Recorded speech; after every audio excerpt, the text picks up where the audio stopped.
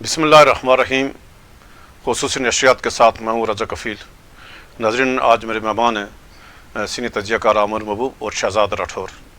नाज़रीन, आज़ाद कश्मीर इंतखाबात का जो तीसरा मरहला है, इसकी जो मुहिम आज रात 12 बजे ख़त्म हो जाएगी और परसों इलेक्शन है, यानी 10 अगस्त को जो ज़िला बाग और ज़िला हवेली के जो 4 इंतखाबी हल्के हैं, इसमें परसों पोलिंग होगी, यानी 10 अगस्त को। आज हम इस पर तफसील से बात करेंगे कि इंतखाबी मुहिम ख़त्म हो गई और कौन सा उम्मीदवार किस पोजीशन पे और किसका पलड़ा भारी है, इसके ऊपर हम तफसील से बात करेंगे। फिर आज chief election commissioner Azad Kashmir ने जो मुजफ्फराबाद में सहाफ़ियों से गुफ्तगू की और उन्होंने जो पुंछ और जो सदरूती के जो 7 इंतखाबी हल्के हैं, उनके बारे में उन्होंने ये ऐलान किया कि ये जो यहाँ इन 2 अज़ला में जो इलेक्शन है, ये धरने के ख़ात्मे से मशरूत है। यानी जो अगर ये धरने ख़त्म हो जाते हैं तो वो विद इन वीक, यानी एक हफ़्ते के अंदर अंदर इन जो इंतखाबी हल्कों में इस पर यानी दोबारा फौरी इलेक्शन यानी कराने की पोजीशन में आ जाएंगे। फिर जो वफाकी वज़रा ने मतलब जो कल बात की थी बाग में की, दिरकोट में की, और राना सनाउल्लाह साहब जो वज़ीर आज़म पाकिस्तान के मशीर हैं और आज़ाद कश्मीर मामलात और इस्टबलिशमेंट के साथ यानी सारे मामलात यानी वो देख रहे हैं। उन्होंने एक यानी ऐलान किया है कि जो जॉइंट अवामी एक्शन कमेटी है, इनमें से 99% जो लोग हैं ये यानी वफ़ादार हैं, मुबिल वतन है, और चंद लोग हैं यानी वो कि किसी वो मतलब झांसे में आए लिहाजा उनसे बातचीत करेंगे। और ये उन्होंने कहा कि जो वफाकी हुकूमत है या रियासत पाकिस्तान अभी इनसे बातचीत करने की तैयारी है। इसके ऊपर भी हम तफसील से बात करेंगे कि क्या बातचीत का ये अमल है, यानी ये कब शुरू हो जाएगा। और लेकिन आगाज़ हम करते हैं तो जो आज चीफ इलेक्शन कमिश्नर ने जो बात की है कि जो पुंछ और जो ज़िला सदनती के जो 7 इंतखाबी हल्के हैं जिन पर इलेक्शन नहीं हो पाया, और क्या जो उन्होंने इसको मशरूत कर दिया धरनों से। राठौर साहब, आप क्या देख रहे हैं कि क्या ये जो आज चीफ इलेक्शन कमिश्नर ने बात की है, तो यानी उन्होंने कोई डेट नहीं दी, लेकिन कहा कि अगर धरने जो ख़त्म होंगे तो फिर हम मतलब जन शेड्यूल दे सकते हैं, तो क्या कहें? चीफ इलेक्शन कमीशन साहब पहले भी 1-2 बातें ऐसी कह चुके हैं जो बाद में हुई नहीं, बल्कि उसके बरक्स बातें हुई हैं। ये चीफ इलेक्शन कमीशन साहब की अपनी राय हो सकती है या सोच हो सकती है। मेरा ख्याल है कि इलेक्शन जो पुंछ डिवीज़न में 4 हल्कों में तो हो रहे हैं, जो अब्बासपुर का हल्का है और जो पलंदरी का हल्का है, इन 2 हल्कों में या बलोच का हल्का, मुमकिन है कि इनमें फ़ौरन बाद 14 अगस्त के बाद 20 अगस्त से पहले इन 2-3 हल्कों में इलेक्शन करा दें। बाकी जो रावलाकोट और उससे मुंसलिका हल्के हैं वहाँ पे मुमकिन है लेट हो। और ये बात दुरुस्त है कि वहाँ पे चूँकि हालात सही नहीं है, साजगार नहीं है, वहाँ पे इलेक्शन कमेटी ने अपनी अना का मसला बनाया हुआ है, जिसकी वजह से अगर इलेक्शन कराने की कोशिश की गई, जैसे मुजफ्फराबाद डिवीज़न में हुए, मीरपुर डिवीज़न में हुए, या अभी ज़िला बाग और ज़िला हवेली में हो रहे हैं, तो अगर वहाँ पे ज़बरदस्ती इस तरह की कोशिश की गई तो मेरा ख्याल है उसके नताइज कोई अच्छे नहीं होंगे और इलेक्शन कमीशन को इंतज़ार करना चाहिए। और जहाँ तक हुकूमत साजी का अमल है तो मेरा ख्याल है ये 7 हल्कों की में से तो मेरा 3 हल्कों की ज़रूरत होगी उन्हें हुकूमत साजी के लिए, या 2 हल्कों की, नहीं तो कोरम पूरा असम्बली का हुआ तो हुकूमत साजी भी हो जाएगी। ये हल्के पीछे रह जाएंगे। मुमकिन है इन हल्कों को फौरी तौर पर मखसूस नशिस्तों में अकोमोडेट किया जाए, या फिर हो सकता है कि सदर वज़ीर आज़म तो मतलब वज़ीर आज़म तो नहीं बन सकते, हो सकता है कि सदारत दे दी जाए, ज़िला पुंछ को दे दी जाए या पुंछ डिवीज़न को दे दी जाए। उससे ये होगा कि इस एहसास महरूमी थोड़ा कम होगा, एक अच्छा पैगाम जाएगा। तो इलेक्शन कमीशन की ये जो सोच है, ज़ाहिर बात है इसमें फैक्टर तो मेन यही है कि अवामी एक्शन कमेटी का जो धरना है, इससे जो नुकसान हो रहे हैं वहाँ के अवाम को हो रहे हैं। अवामी एक्शन कमेटी को सोचना चाहिए था कि ये सियासी अमल से पुंछ ज़िला को ख़ास तौर पर, चूँकि अब बात ज़िला पुंछ की आ गई है, तो ज़िला पुंछ को और ज़िला पलंदरी को बाहर रखना, जो जहाँ के लोग इनके साथ ज़्यादा नेकनीति के साथ, ज़्यादा खलास के साथ चल रहे हैं, जिन्होंने मेज़बानी की 2 महीने से जो मेज़बानी कर रहे हैं इनके धरने की, इनकी तहरीक के साथ हैं, तो उन लोगों को इस तरह की सज़ा देना मैं समझता हूँ कि कोई मुस्बत बात नहीं है, कोई अच्छी बात नहीं है। अवामी एक्शन कमेटी को चाहिए कि वो एक अच्छा पैगाम दे और इलेक्शन कमीशन को ये पैगाम दे दे कि आप इलेक्शन करा लें, धरना कायम रहे, इलेक्शन हो जाए, सियासी जारी रहे, रुकावट नहीं करनी चाहिए, इलेक्शन हो जाए। तो मैं समझता हूँ इससे पुंछ के अवाम को फ़ायदा होगा, जो नुकसान होगा उन्हें इलेक्शन न होने की सूरत में उस नुकसान से बच जाएंगे। आप क्या देख रहे हैं कि जब यानी पूरे आज़ाद कश्मीर में इलेक्शन हो गया और 7 हल्के यानी जिन परसों इलेक्शन होना था 10 अगस्त को, तो इलेक्शन कमीशन ने कल उनको मुलतवी कर दिया। तो आप यानी जैसे राठौर साहब ने कहा कि ये यानी एक एरिए को, एक मखसूस बरादरी को इस यानी सियासी अमल से, जो पार्लिमानी अमल है, इससे अलग रखने से ज़रा ये मतलब इससे नुकसान होगा। आप क्या देख रहे हैं कि क्या वाक़ई जो यानी चीफ इलेक्शन कमिश्नर ने कहा कि क्या इसको धरना से मशरूत कर दिया गया, ख़त्म हो, तो क्या फौरी ख़त्म हो सकता है कि फिर लंबा इंतज़ार करना पड़ेगा? देखिए ऐसा मेरा तो पहले दिन ही जब वो बिल्कुल जब 2 मराइल में भी नहीं हुआ था, 3 मराइल में इलेक्शन, उस वक्त भी मेरा यही मौक़िफ़ था कि पुंछ और सदनोती में जो है वो इंतखाबात शायद मुमकिन नहीं होंगे, इन 2 अजला में जो है वो कर लिए जाएंगे। लेकिन उस वक्त ये ख्याल था कि शायद अब्बासपुर की हद तक जो है वो उस हल्के में भी करा दिए जाएँ, और पलंदरी के जो एक हल्का है शहर वाला, डॉक्टर नजीब नकी साहब वाला और वहाँ से यूसुफ साहब वाला, उसमें करा दिया जाए। लेकिन जब वो हालात देखे गए तो उसके बाद जो है वो उसकी तरफ नहीं जा सकी बात। तो एक तो ये बात मैं समझता हूँ कि ये जो सारा वाक़या हुआ है, अब खैर देर से डिले की अगर पहले होता, मैं समझता हूँ कि चीफ इलेक्शन कमिश्नर का मौक़िफ़ बिल्कुल दुरुस्त है। जब तक हालात ठीक नहीं होते इन 2 डिस्ट्रिक्ट्स में इंतखाबात कराने का फ़ायदा फिर नुकसान नहीं होगा। अब सियासी अमल को नुकसान होगा। सियासी अमल को जो नुकसान है, ऐसा एक तो ये बात है कि कानून सा असम्बली जो है वो पूरी हो जाएगी। माजरीन नशिस्तें जो हैं उनके ऊपर इशू था, और माजरीन नशिस्तों के दूसरे मरहले पे 12 के 12 नशिस्तों पर इंतखाब हो चुका है, और अब अगले 5 साल जो है वो ये 12 माजरीन के बगैर जो है वो कोई भी कानून साजी नहीं हो सकती कि आप ये कहें कि जी उन्हें आप जो है बाहर निकाल दो। अपनी गर्दन काटने के लिए तो कोई तैयार नहीं होता, चाहे अवामी एक्शन कमेटी जो भी वो फैसला करे। आप ये देखें ना, अब अवामी एक्शन कमेटी का जिस नुकसान की तरफ हम बात कर रहे थे वो नुकसान हो गया ना अवामी एक्शन कमेटी का। और उसके अब सूरत हाल ये है कि 1975 में जब पहला इंतखाब हुआ, या उससे पहले भी आप ये देखें, पहली बार जो है वो पुंछ इग्नोर हो रहा है, और पुंछ ख़ास तौर पे डिस्ट्रिक्ट पुंछ और जो सदनोती है, इसमें एक भी बंदा जो है, जब ये कानून असम्बली का तीसरा मरहला मुकम्मल हो जाएगा तो एक तो ये बात है कि इन 7 हल्कों में से कोई भी जो है वो यानी वज़ीर-ए-आज़म के इलेक्शन से स्पीकर, डिप्टी स्पीकर सारे अमल से अलग हो जाएगा, स्पीकर, डिप्टी स्पीकर, स्पेशल नशिस्तों से भी अलग हो जाएगा। एक तो ये बात है। हुकूमत जो है ये अब ये फैसला कर चुके हैं कि ये उस दिन पहले ये हल्फ कराना चाहिए। जैसे राठौर साहब ने कहा कि ये जॉइंट अवामी एक्शन को मौका फराहम कर रहे हैं, ताकि गाज़ी मिलत से लेके अभी तक जो है वो ज़ाहिर है वो है। तो एक ये जो 2 डिस्ट्रिक्ट हैं जो सुदन जो है वो डोमिनेटिंग डिस्ट्रिक्ट हैं, और दोनों तरफ से हारने वाला भी सुदन होता है, जीतने वाला भी सुदन होता है, और इसमें बेशुमार जो है हल्कों में उसमें जो 80% से ज़्यादा जो है वो वादी सुदनों की है। तो ये पहली बार 1975 से लेके अभी तक 51 साल बाद जो है, बल्कि अगर आप पूरी तारीख ले लें तो हमेशा जो है वो 1900 क्या कहते हैं 64 नहीं पहले गाज़ी मिलत जो है वो पहले वो थे। तो तब से लेके आज तक कभी ऐसे नहीं हुआ कि सुदन जो है वो पूरे निज़ाम से जो है वो पार्लिमानी निज़ाम से जो है वो सुदन कबीला जो है वो बाहर हो रहा है। अब ये देखना पड़ेगा आईनी क्या सूरत हाल है, लेकिन मेरे पास ये इतला है कि ये इलेक्शन जैसा तीसरा मरहला मुकम्मल होगा तो कानून असम्बली के मेम्बरान का जो है वो हल्फ भी रख लिया जाएगा, क्योंकि दूसरे मरहले के बाद जो है वो पार्शली जो है वो इलेक्शन जब तक इलेक्शन करवा दिया ना, बाज़ औक़ात आपको पता है किसी कैंडिडेट की डेथ हो जाती है या कुछ ऐसी तो ज़िमनी इलेक्शन होते रहते हैं। तो ये ज़िमनी इलेक्शन में चले जाएंगी बात, या ये उस तरह भी हो सकता है जिस तरह गुलाम दीवान में यो दीन वाला जो हल्का था उसमें 5 साल इलेक्शन नहीं हो सके थे। तो ये अफसोसनाक सूरत हाल है, इसका नुकसान है पुंछ को नुकसान है, पुंछ की तामीर व तरक्की को नुकसान है। तो अभी जो है इसे देखना पड़ेगा। ये है बहुत अफसोसनाक, लेकिन तारीख़ में पहली बार जो है वो सुदन्स के बगैर जो है वो कानून असम्बली जो है वो हल्फ उठाएगी, और उसमें बावजूद इसके कि उन 2 डिस्ट्रिक्ट में इलेक्शन और अमन अमा का माहौल ना होने की वजह से ये जो है वो ख़राबी हुई है। ये अफसोसनाक ज़रूर है, लेकिन ज़ाहिर है जब अब रियासत में आगे बढ़ना है, इसके अलावा कमेटी जो है वो बिल्कुल जो है वो अपने मौक़िफ़ के ऊपर डटी हुई थी। तो अब जो है उनके लिए वो बंद गली में ऐसी जगह पे चले गए हैं कि ना इधर से रास्ता निकल रहा है ना उधर से रास्ता निकल रहा है। मेरा ये ख्याल है कि ये चीफ इलेक्शन कमिश्नर का मौक़िफ़ दुरुस्त है कि जब तक ये धरने से मशरूत करने वाली बात या अमन अमा से मशरूत करने वाली बात, तो इंसानी खून जो है वो नहीं बहना चाहिए इंतखाबात के लिए। ये अच्छी बात है कि जो हो गया। अच्छा राठौर साहब, अभी हम आते हैं जो इलेक्शन का तीसरा मरहला आज रात 12 बजे इलेक्शन मुहिम ख़त्म हो जाएगा, जो यानी तमाम उम्मीदवारों ने जो ज़िला बाग और हवेली की भरपूर इलेक्शन मुहिम चलाई। और अभी तो हम आते हैं कि ये क्या यानी कौन कौन से हल्के ज़रा थोड़ा अपडेट हो जाएगा नाज़रीन को, और फिर आपकी राय में क्या है कि इन्हें यानी 4 हल्कों में यानी कौन सा उम्मीदवार आगे है या उसकी पोजीशन बेहतर है? हम शुरू करें, अगर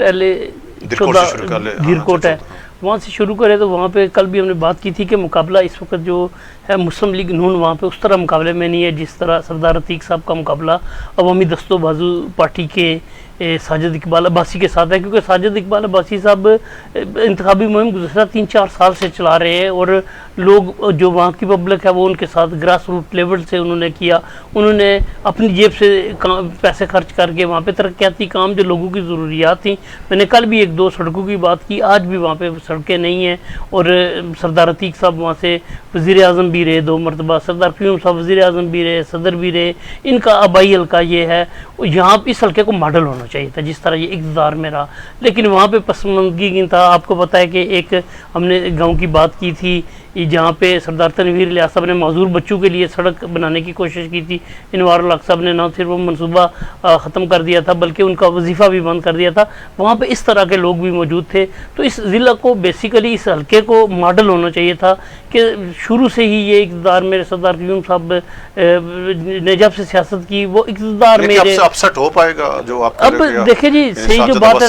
जिस तरह की सूरत हाल अब डेवलपमेंट हुई है। फ़हीम फारूक साहब दस्तबरदार हुए इलेक्शन से फैसल आज़ाद साहब के हक में, तो इससे जो राजपूत बेल्ट का वोट तकसीम हो रहा था और ज़्यादा वोट जा रहा था इसमें से निकल के साजिद इकबाल अब्बासी की तरफ। अब ये 2 उम्मीदवार एक होने की वजह से एक तो जाहिर बात है मुस्लिम लीग नून की हुकूमत भी बनते हुए साफ दिखाई दे रही है। तो ये 2 दिनों में राजा फैसल आज़ाद को काफ़ी फ़र्क पड़ा, काफ़ी वो मुस्तहकम हुई, उनकी पोजीशन मजबूत हुए, वो भी मुकाबले में आ गए हैं। अब देखना ये है कि लोग पब्लिक जैसे मैं कहता हूँ, चूँकि मेरे वालिद साहब ने भी आपको पता है इलेक्शन लड़ा, मेरे भाई ने भी इलेक्शन लड़ा, लोग वादे तो करते हैं लेकिन आखिर जब वो ठप्पा लगाने जाते हैं उसकी अलग साइंस होती है, साइंस उसकी अलग होती है।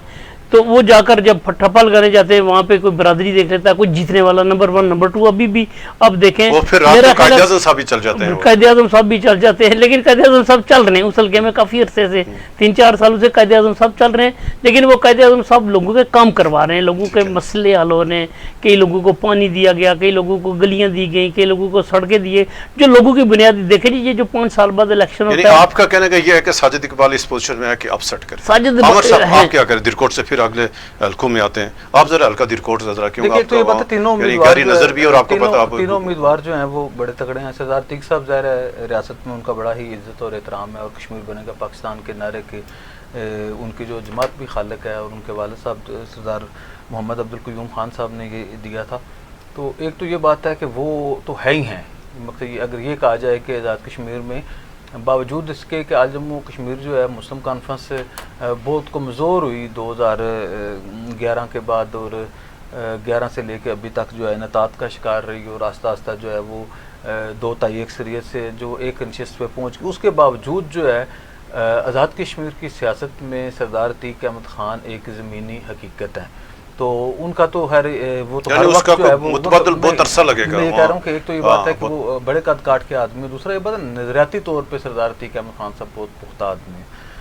अब अगर ये अपनी एक अलग बात है, लेकिन दूसरी तरफ अगर आप ये देखें कि अब उनका जो मुकाबला है, मेरा ये ख्याल है कि साजिद इकबाल अब्बासी साहब जो है उन्होंने भी बड़ी मेहनत की है और एक तो ये बात है वो बिज़नेस करते थे मुतहदा अरब अमारात में, तो उन्होंने काफ़ी अरसे से जो है वो नज़रें वो उधर गाड़ी हुई थी। तो ये काफ़ी सारे जो ज़िला कौंसल के जो मेम्बरान हैं या वो अगर उस तरह की सारी जमातें इकट्ठी हो गई, जो यानी जमीयत उलमा इस्लाम आ गया, जमात इस्लामी आ गई, मुख्तलिफ काफ़ी अरसे से अहले हदीस वाले आ गए, काफ़ी अरसे से ये ख्याल किया जा रहा था कि जी सरदार अतीक साहब को हर बार हराने के लिए जो है वो नए नए इताद जन्म लेते हैं। आपको मेजर लतीफ़ खलीक साहब भी अब साजिद इकबाल अब्बासी साहब के साथ हैं, PTI ज़रा उनका वो था। अब ये देखना पड़ेगा कि फ़हीम फारूक साहब, क्योंकि मैं कहीं आउट ऑफ स्टेशन था मुझे नहीं इस बात का पता, फ़हीम फारूक साहब जो है वो उनके पास एक बड़ा जो है वो वोट बैंक जो है वो है और हमेशा से जो है वो फ़हीम फारूक इस पोजीशन में रहे हैं कि 5-6 हज़ार वोट जो है वो दाएँ बाएँ दिलवाने की पोजीशन में। वाइस चेयरमैन ज़िला कौंसिल बाग भी हैं। तो अब जो है उन्होंने ज़रा राय सजाद साहब के साथ उनका बहुत रिश्ता है, उनका बहुत एहतराम करते हैं। शायद फैसल आज़ाद साहब की असल वजह ये होगी, बाकी तो वो मुझे लगता है कि वो तो आपको क्या कहते हैं मेकअप होता है ना कि वफाकी वज़ीर आए, ये आए, वो आए, सारा कुछ। तो असल जो वजह होगी वो राय सजाद साहब होगी। राय सजाद साहब आपको पता है आज़ाद कश्मीर में जो मज़ामती सियासत है या आइन और कानून की हुक्मरानी और बालादस्ती के लिए जिन लोगों ने काम किया है और बुनियादी इंसानी हकूक़ और शहरी और शख्सी आज़ादियों के लिए जिस तरह उन्होंने काम किया, तो उनका बड़ा ही एहतराम किया जाता है। तो एक तो ये बात है कि फैसल आज़ाद साहब को ये एज अभी मुकाबला किस पर? मैं आपको बता रहा हूँ, साजिद अब्बासी अतीक साहब का, ये फैसल आज़ाद साहब जो है उन्हें ये एज असल है कि जी उनकी जो है वो ज़ाहिर है पाकिस्तान के अंदर आज़ाद कश्मीर के अंदर जो है फैसला हो चुका है कि अब मुस्लिम लीग नून ही की हुकूमत बननी है। तो ये इलेक्शन जो है ये जो 2 ज़िलों के हैं ये भी एक किस्म के गैर मुतल्लक हैं, इसमें पाकिस्तान मुस्लिम लीग नून को कुछ भी ना मिले तब भी उन्होंने हुकूमत बनानी है। तो ये जो एज है उन्हें भी है और मैं समझता हूँ कि वो भी बड़े पोटेंशियल कैंडिडेट हैं। उनके फादर जो हैं वो भी आपको पता है मेंबर असम्बली रहे हैं। जहाँ तक साजिद अब्बासी साहब का है, तो अगर साजिद अब्बासी साहब जो ग्राउंड रियलिटीज़ हैं, जो नीचे जो ज़रूरतें हैं, वो सारी साजिद अब्बासी साहब ने पूरी की हुई हैं। अब ये देखना पड़ेगा कि सरदार अतीक अहमद खान साहब की क्या हिकमत। आप ये देखें कि बशर एजाज साहब उधर हैं, इससे पहले जो है वो ये जो नशिस्त है वो दे दी गई थी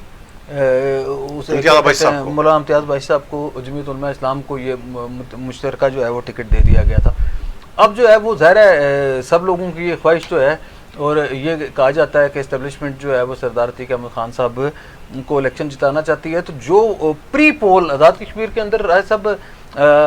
पोलिंग वाले डे जो है वो रिगिंग का रवाज जो है वो कम है और उस वक्त जो है वो ज़मीनी हकीकतें जो हैं वो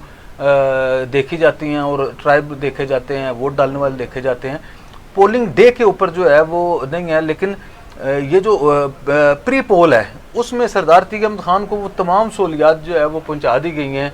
कि वो उनके मुखालफिन का जो है वो वोट फैसल आज़ाद साहब की सूरत में भी अलग होगा, इस तरह जो है वो बशर एजाज साहब की सूरत में भी अलग होगा। इसी तरह जो है वो जमात इस्लामी के जो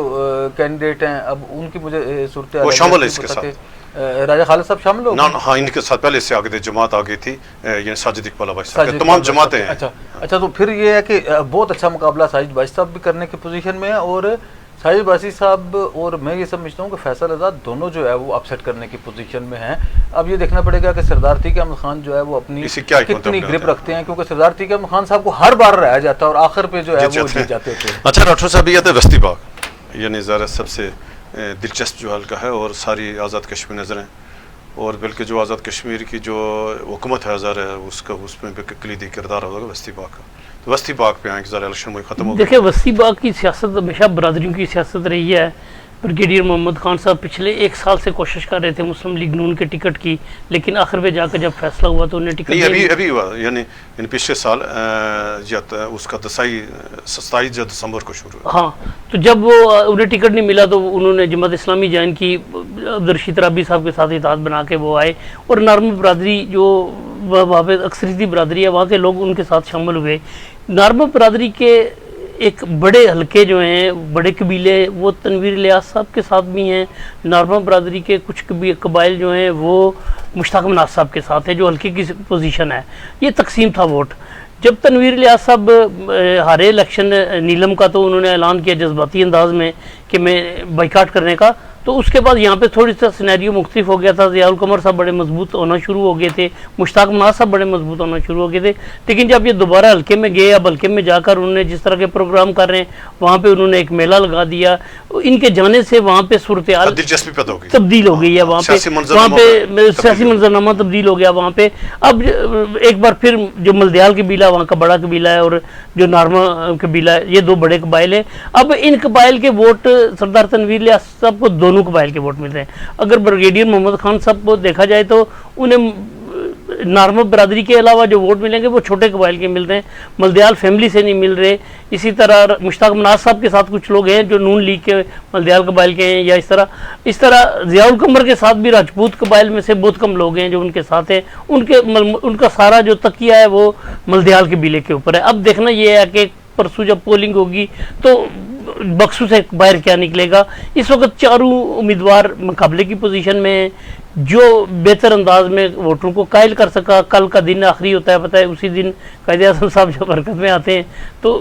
हल्कों की जो आज रात से कायदे-ए-आज़म साहब वोटरों की राय जो है वो तब्दील होती है। तो उसके बाद देखना है कि क्या होता है, लेकिन मैं समझता हूँ कि इन चारों में से कोई भी जीत सकता है। अच्छा अमर साहब, आप वस्ती हल्के को तो बहुत सही वाकफ हैं आप, तो आप क्या देख रहे हैं जरा इलेक्शन वही तो जिस बड़ा खौफनाक मुकाबला है इस हल्के में और सारी जो है वो नज़रें जो हैं उस हल्के के ऊपर है। और बड़े मज़े की बात यह है कि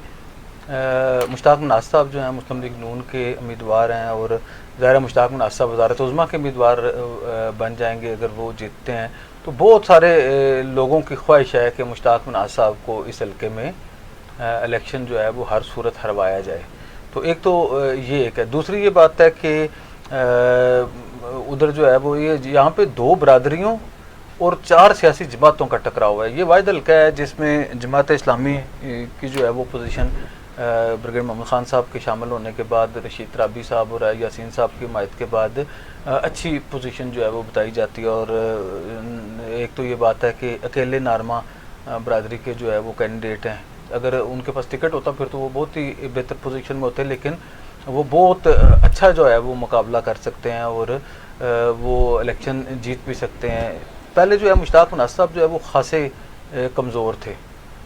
अब जो है मुश्ताक मनाज साहब की पिछले 4-5-7 दिनों से जो मेरी इतलात हैं उनकी पोजीशन में खासी बेहतरी आई है।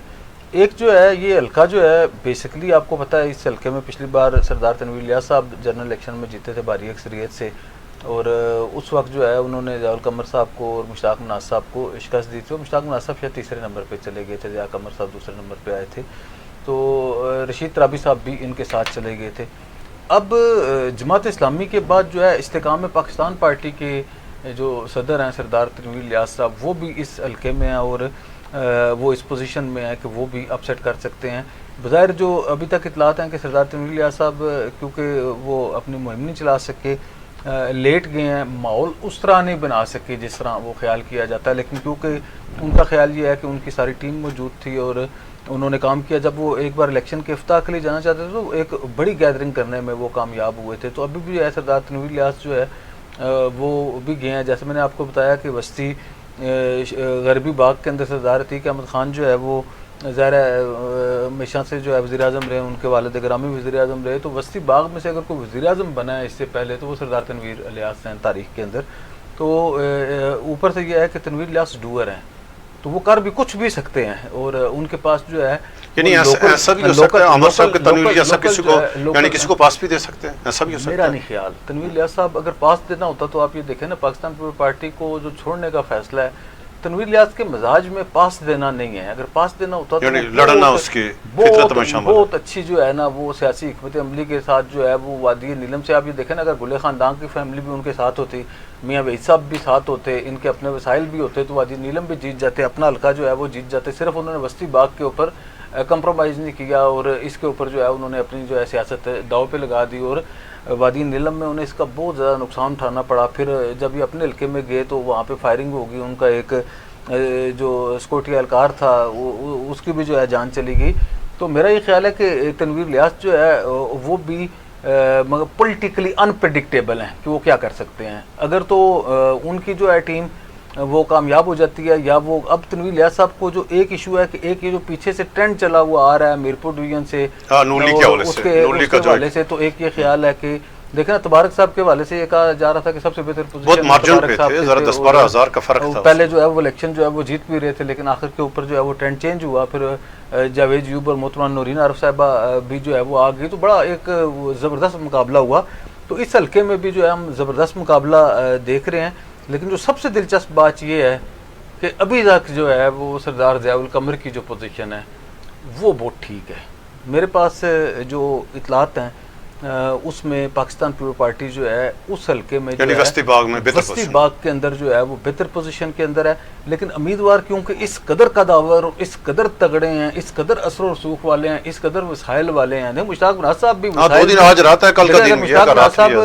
खर्च ना करें तो अलग बात है, बाकी मुश्ताक मनाज साहब के पास कायद-ए-आज़म रहमतुल्लाह अलैह की कोई कमी नहीं है कि जी वो अगर लगाना चाहें तो वो भी पैसे दे सकते हैं। फिर जमात इस्लामी का जो उम्मीदवार हैं ब्रिगेड साहब, अगर जमात इस्लामी जो है जिस तरह वो इलेक्शन लड़ती है और पूरे मुनज़्ज़म अंदाज से, तो मेरा ख्याल है फंड शंड उनके लिए भी इशू नहीं होगा। ज़ियाउल कमर जो है उन्होंने ज़ाहिर है पाकिस्तान पीपल्स पार्टी ने सरदार तनवीर इलियास साहब को लूज़ कर दिया और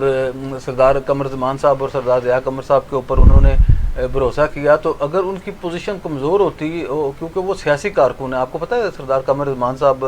और उनके जो साहबजादे हैं अब ज़िया कमर बहुत शानदार सियासी कारकुन है और उन्होंने अपने हल्के में बहुत मेहनत की हुई है। और सरदार तनवीर लियाज साहब की निस्बत उन्हें ये एज हासिल है कि सरदार तनवीर लियाज साहब उधर जाते कम है, तो वो जो है वो हल्के की सियासत के ऊपर जो है वो हर वक्त मौजूद रहते हैं। मुश्ताक मनाज साहब भी उधर नहीं जाते, वो भी कम रहते हैं। इसी तरह जो है ब्रिगेडियर मोहम्मद खान साहब भी पहले नहीं जाते थे, वो अभी 6-8 माह से ही एक्टिव हुए हैं। तो अगर वो राब्ते के वाली जो सूरत हाल है उसमें पाकिस्तान पीपल्स पार्टी के जो उम्मीदवार हैं, मेरे नुक्ता नज़र से उनकी पोजीशन बेहतर है। लेकिन क्योंकि ये भी हल्का ऐसा है, इसमें इतने कदावर सियासतदान हैं, इतने बड़े लोग हैं कि ये सारे जो है वो अपसेट करने की पोजीशन में। अच्छा, राठौर साहब ये भी आते हैं शर्की पा, यानी ये भी। अच्छा, एक और इसमें बात है, ये जो नारमा बरादरी है उनके लिए भी जो है वो क्या कहते हैं, ये वो क्या कहते हैं, बड़ा उसका असर होगा कि अब आपके जो नारमा राजपूत हैं वो क्या फ़ैसला करते हैं। अगर तो वो सारे वोट जो है ब्रिगेडियर मोहम्मद खान साहब को दे देते हैं बतौर कबीला, तो ये तो आपको बात मशहूर है, वहाँ पे वोट देने का रवाज अभी शुरू हुआ है नारमों का और मुगल का। अदरवाइज तो पहले एक दूसरे की दुकान से टॉफियाँ भी नहीं लेते होते थे, इस कदर जो है वो उधर सख्त मौक़िफ़ होता था। तो अगर तो ये है कि ये करते हैं, अब राजपूत भी वहाँ पे तकसीम है ब्रिगेडियर मोहम्मद खान साहब की और मुश्ताक मनाज साहब की सूरत में, और ज़ाहिर यासीन साहब का फैक्टर जो है वो भी शामिल है, और मुग़ल जो हैं वो भी ज़ियाउल कमर साहब और सरदार तनवीर लियाज साहब की वजह से उसमें है। लेकिन 4 हैवी वेट के दरमियान ये ऐसा ही मुकाबला भी हो सकता है जो आपने कोटला में देखा है कि जी बिल्कुल 19:20 के ऊपर ये मुकाबला हो। अच्छा, राठौर साहब ये भी आते हैं शर्की बाजार है, वहाँ सख्त मुकाबला है, और सरदार मीर अकबर साहब है, यानी 4 इलेक्शन जीत चुके हैं वो, यानी 2001 का इलेक्शन, 2000 उसके बाद 11 का, फिर 16 का, 21 का, यानी ये बीच में रवायती यानी बीच में 2006 में उनको शिकस्त हुई थी। और आप क्या देख रहे हैं कि वहाँ एक तरफ सदा मीर अकबर है, सदा कमर ज़ुबान है, एजाज खटाना साहब हैं। देखिए जी, अगर तो हम पिछले 2 इलेक्शनों की बात करें ना, ये रवायती हरीफें यहाँ पे मुकाबला वही है कि 2 मलदयालों के दरमियान ये वायद हल्का ऐसा कि सरदार मीर अकबर साहब भी उसी ख़ानदान से कबीले से तल्लुक़ रखते हैं जिसे सरदार कमर ज़मान तल्लुक़ रखते हैं। सरदार मीर अकबर साहब की खूबी ये रही है कि ये हमेशा बाहर का टिकट लेके आते हैं। पिछली बार इनके पास PTI का टिकट था, यानी हुक्मरान जमात का बाहर का टिकट, ये इनके पास इस बार भी बाहर का, कि अब चूँकि ये जो ट्रेंड बन चुका है और ये सामने ज़ाहिर नज़र आ रहा है कि हुकूमत मुस्लिम लीग नून की बनेगी, तो वोटरों को भी ये पता है, एक ही कबीले के लोग हैं, उनको पता है कि अगर कमर ज़मान साहब जीते तो कमर ज़मान साहब अपोजिशन में जाएंगे और अपोजिशन लीडर भी नहीं होंगे, मेंबर असम्बली होंगे। जबकि सरदार मीर अकबर साहब अगर जीते तो सरदार मीर अकबर साहब वज़ीर हुकूमत बनेंगे और उनके पास अच्छी वजारत, जैसे माजी में होती रही है, अच्छी वजारत होगी हल्के के, वो काम करवाएंगे MLA फंड के साथ साथ, वो अपनी वजारत से भी लोगों के काम बरतियाँ, यही होता है काम,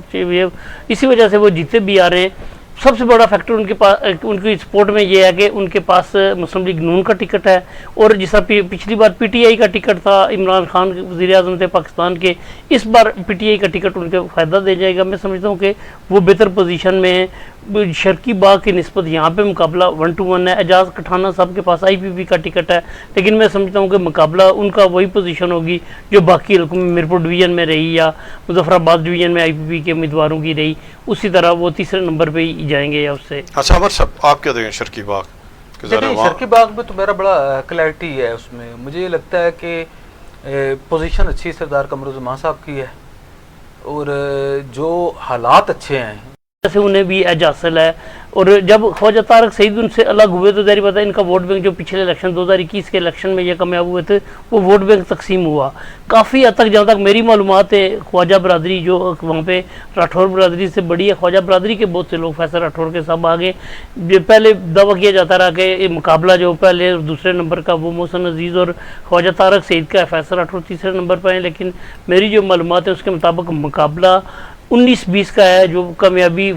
शिकस्त होगी वो 19-20 हज़ार वोटों की मुकाबला होगा, फैसल राठौर का और मोहसिन अजीज़ का है। ख्वाजा तारक सईद साहब के साथ भी IPP वाला अशर होगा, और जो उसके जो इमरान आमिर नज़ीर हैं वो भी मेरा IPP के, जिस तरह कोटली में उनके उम्मीदवारों के साथ हुआ, जैसे मीरपुर में उनके उम्मीदवारों के साथ हुआ, वहाँ पे भी हवेली में भी IPP के साथ तो वही सलूक होगा। और मैं समझता हूँ कि ख्वाजा तारक सईद का अब ये है कि मैं वोटर उन्हें वोट देने से पहले सोचेगा कि इनको वोट किस लिए मैं दूँ, कि ये हुकूमत बन गई है। मैं फैसल राठौर असम्बली में रहेगा तो कम अज़ कम जो मनसूबे उन्होंने शुरू किए उनको मुकम्मल करने के लिए आवाज़ तो बुलंद करेगा ना, कि हल्के के वोटर ये सोचेंगे वोट देते वक्त कि फैसल राठौर का असम्बली में आना इसलिए ज़रूरी ज़रूरी है कि जो मनसूबे इन्होंने गुज़श्ता 9-10 माह में दिए, अब इनको पाया तकमील तक पहुँचाने के लिए उनका असम्बली में होना ज़रूरी है। और मोहसिन अजीज़ साहब को इसलिए वोट लोग देंगे कि वो उनकी पार्टी की हुकूमत बन रही है, उनकी वो वज़ीर बनेंगे तो वो ज़्यादा बेहतर अंदाज में काम कर सकेंगे। तो मैं समझता हूँ मुकाबला इन्हीं दो का होगा, मुकाबला बहुत सख्त होगा, बहुत दिलचस्प होगा और नतीजा कुछ भी हो सकता है। अमर साहब, आप क्या देखते हैं कि ज़िला हवेली ज़रा बड़ा मुकाबला है और उम्मीदवारी दोनों बड़े? देखिए, एक तो उससे पहले जो है, मैं क्योंकि 2 दिन नहीं था, तो एक जो जलसा किया है पाकिस्तान मुस्लिम लीग नून ने वहाँ पे, मोहसिन अजीज़ साहब परसों जलसा हुआ था, बड़ा जलसा था जी, अमीर मकाम साहब और राना सनाउल्लाह साहब गए हैं। तो उस जलसे में ये एक ऐसे मौके के ऊपर जब आज़ाद कश्मीर के अंदर पाकिस्तानियत के ख़िलाफ़ जो है वो बहुत सारी साजिशें भी हो रही हैं, काम भी हो रहा है, तो ऐसे मौके पे वो जो जलसा था उसे आप सिर्फ उसे सियासी उसमें ना देखें कि जी उसका किसी को सियासतदान को फ़ायदा होगा, लेकिन जिस अंदाज से वहाँ पे मोहसिन अजीज़ ने हमें पाकिस्तानी, पाकिस्तान हमारा है के नारे लगवाए और जिस जोश और जज्बे के साथ क्राउड ने जो है वो किया, पार्टिसिपेट किया। देखें ना, राना सनाउल्लाह साहब और मीर मुकाम साहब खुद को इतने बड़े लीडर नहीं हैं, लोगों को ज़ाहिर है जब पता लग जाता है ना कि नहीं आ रहे, नवाज शरीफ साहब नहीं आ रहे, मरीम नवाज नहीं आ रहे, तो वो 1 मिनट में इतला हो जाती है। तो ये तो खैर पहले ही पता लग गया था एक दिन के वो नहीं जा रहे, दूसरे दिन पहले तो वो जलसा जो है वो बिल्कुल कोई भी नहीं जा रहा था, तो आखिरी टाइम पे जो है वो रात को जो है वो पहले वो जलसा मनसूख करना चाहते थे, लेकिन उस जलसे की स्ट्रेंथ से साबित हुआ कि उस जलसे ने ये जो ये ख्याल था कि शायद आज़ाद कश्मीर के अंदर अवामी एक्शन कमेटी ही है, उन्हीं का इज्तिमा जो है वो दिखाई देता है। ऐसे हालात में वो इज्तिमा, अब वो देखें वो एक सियासी जमात का इज्तिमा है राय साहब, इसके अलावा जो है वहाँ वो लाइन ऑफ कंट्रोल पे उधर तो जा ही नहीं सकता ना। दूसरी ये बात है कि जब इलेक्शन नहीं होने उधर क्या कहते हैं अब्बासपुर में नहीं होने या तो फिर उधर से किधर जा रहा, अपनी अपनी अफरा तफरी होती है ऐसे मौके पे, एक हल्के के अंदर था। तो अभी ये एक जो है वो पार्टी ने ये स्ट्रेंथ जाहिर की है और कश्मीर बनेगा पाकिस्तान के उधर नारे भी लगाए और हमें पाकिस्तानी, पाकिस्तान हमारा है उसके नारे लगाए। इसके अलावा फैसल राठौर साहब जो है वो वज़ीर आज़म भी हैं, वो भी एक बड़ा जलसा करने की जो है वो सलाहियत रखते हैं, वो इनसे बिल्कुल अलग होंगे, वो ऐसे नहीं है वहाँ पे, क्योंकि वहाँ पे बहुत ज़्यादा ट्राइबलिज्म है, तो ऐसे नहीं होता कि जी लोग इधर जलसे में भी चले जाएंगे उधर जलसे में भी चले जाएंगे। तो वहाँ पे फैसल राठौर साहब भी ये सलाहियत रखते हैं और इसके साथ जो वहाँ पे तारक सईद साहब हैं वो भी एक जो है वो ह्यूज क्राउड जो है वो उसे कैरी कर सकते हैं और वो बड़ा जलसा कर सकते हैं। तो इससे एक जो है वो जो पॉलिटिकल सिस्टम के ऊपर जो एतमाद बहाल हुआ है उस जलसे की वजह से, मैं उसके वो मैं समझता हूँ कि वो बड़ी काबिल तारीफ़ बात है। जहाँ तक इलेक्शन की बात है राय साहब, इस इलेक्शन में जो है ये एक और जो है वो बड़ा मार्क है और सबकी नज़रें हैं। पाकिस्तान मुस्लिम लीग नून की ख्वाहिश है कि किसी तरह जो है वो वज़ीर आज़म फैसल मुमताज़ राठौर को इलेक्शन हराया जाए और यहाँ से सबसे बड़ा अपसेट हो रहा सनाउल्लाह साहब ने जिस तरह कहा, और पाकिस्तान पीपल पार्टी की ये ख्वाहिश है, सदर को हरा चुके हैं पहले, पाकिस्तान पीपल पार्टी की जो है वो ख्वाहिश है कि जी वो हर सूरत जो है वो फैसल मुमताज़ राठौर जो है वो वज़ीर आज़म है और अगर वज़ीर आज़म हारेगा तो पार्टी का जो है वो फेस ख़राब होगा। इसलिए पूरी कोशिश के साथ पाकिस्तान पीपल पार्टी जो है इधर इलेक्शन लड़ रही है। और अभी तक जो इतलात हैं, फैसल राठौर साहब ने अपना केस एक ऐसा केस बनाया हुआ है कि जी अगर वज़ीर आज़म हारेगा तो रियासत हारेगी, और उसे वो इस चीज़ से लिंक कर रहे हैं कि आज़ाद कश्मीर में ये जो अवामी एक्शन कमेटी के साथ हुआ है या जो वो जो बैन कर दी गई है ऑर्गेनाइजेशन, उसे क्या कहते हैं अवामी एक्शन कमेटी को, वो भी मैंने जो है वो रियासत पाकिस्तान की वजह से किया और अब तक जो है वो मैंने सारी जिम्मेदारी भी उठाई है। ज़ाहिर उधर 100 के करीब जो है वो इंसानी जानों भी चली गई हैं। तो वो ये समझते हैं कि ये सारा कुछ जो मैंने किया है उसके बदले में जो है वो मुझे जो है वो प्रोटेक्शन दी जाए। इस हल्के में राय साहब ये अलग अलग हल्के हैं, अगर इसके यूनियन कौंसिल वाइज इसे देखा जाए तो 12 यूनियन कौंसिल्स और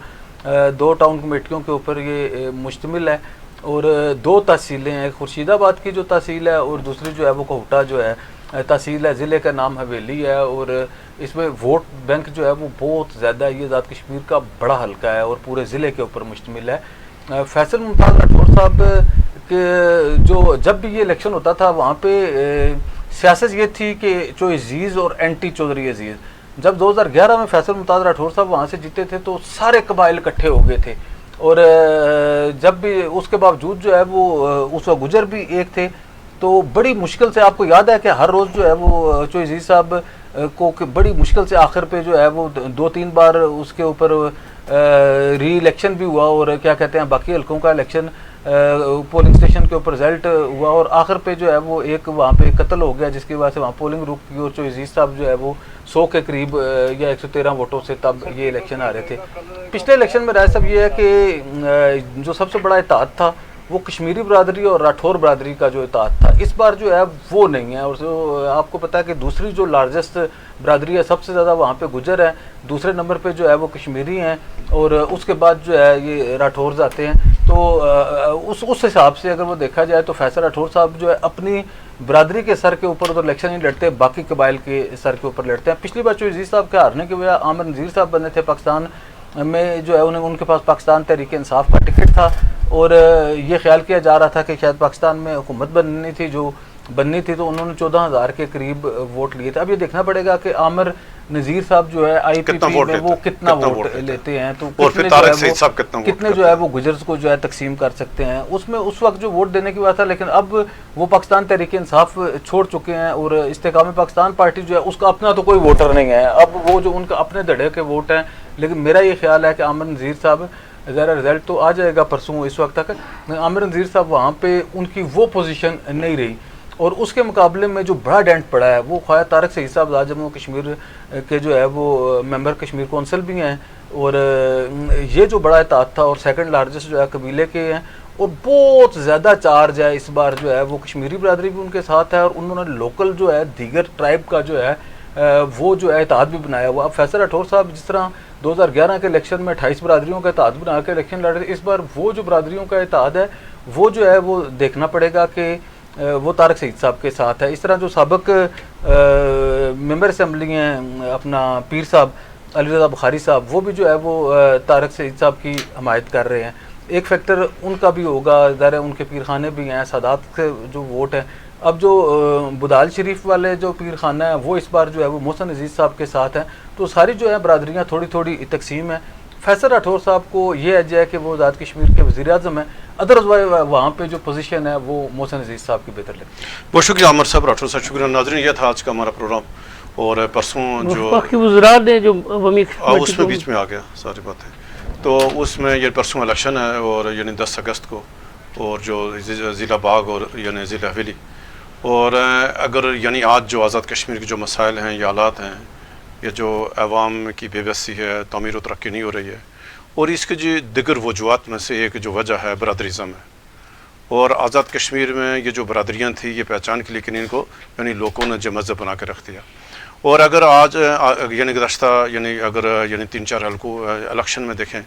तो यानी किसी हल्के में तमीर व तरक्की देखें, और वो इसीलिए नहीं हो पा रही है कि यही बरादरियाँ, यही लोग बरादरियों के नाम पर वोट देते हैं, और जो शख्स जो मेंबर असम्बली यानी बरादरी के नाम पर असम्बली में आता है, फिर ज़रा उसको पता है कि अगली दफ़ा मुझे अपनी बरादरी वोट देगी, लिहाजा वो उसको यानी हल्के की तमीर तरक्की पर उसको तवज्जो नहीं होती। तो आवाम को चाहिए कि जो शख्स अहल है और जो उनके मसाइल हल कर सकता है, तो लिहाजा इन बरादरियों की सियासत से बाहर निकल कर कोई एक बार उसूल मेरिट पैदा है, नज़रिए की बुनियाद पर आएँ, ताकि आपके मसाइल हल हो सकें और असम्बली में भी आपकी बेहतरीन नुमाइंदगी हो सके। कल तक इजाज़त है, अल्लाह हाफ़िज़।